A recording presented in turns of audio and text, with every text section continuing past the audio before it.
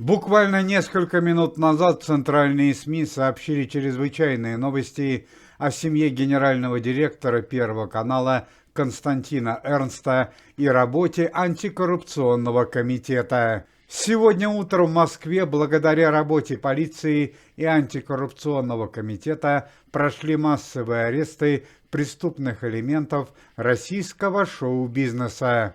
Некоторые из них были направлены в полицейский участок, а другие напрямую угодили в следственный изолятор. В частности, в камерах женского и мужского СИЗО оказались известные субъекты российского шоу-бизнеса. Супруга генерального директора Первого канала телевидения Софья Эрнст, заместитель директора компании МТС Алексей Иванов, несколько участников проекта «Дом-2» и артисты из программы Comedy Club.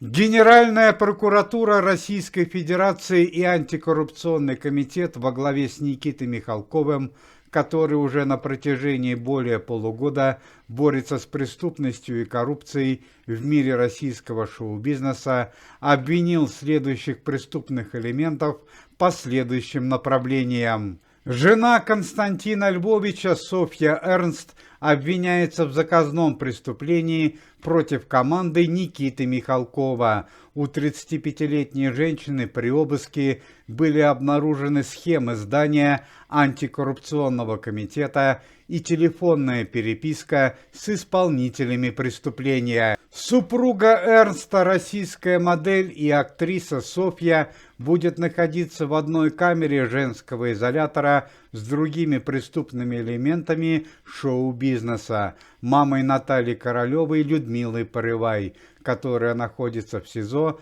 по обвинению в устройстве побега своего внука, и с дочерью Ларисы Гузеевой Ольгой Бухаровой, которая совсем недавно оказалась в камере после убийства парикмахера салона красоты. Заместитель директора компании оператора сотовой связи МТС, печально известный Алексей Иванов, оказался в СИЗО как главный организатор и спонсор скандальной вечеринки у Анастасии Ивлеевой. 40-летнего мужчину ждет уголовное дело.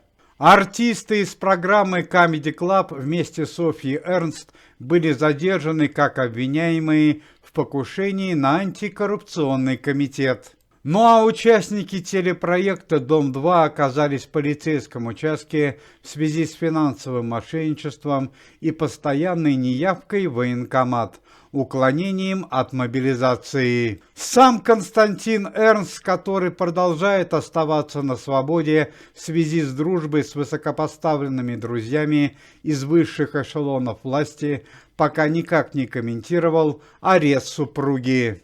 Ну и по традиции последние новости о работе антикоррупционного комитета. Заявку о вступлении в организацию Никиты Михалкова подал известный российский певец Олег Газманов.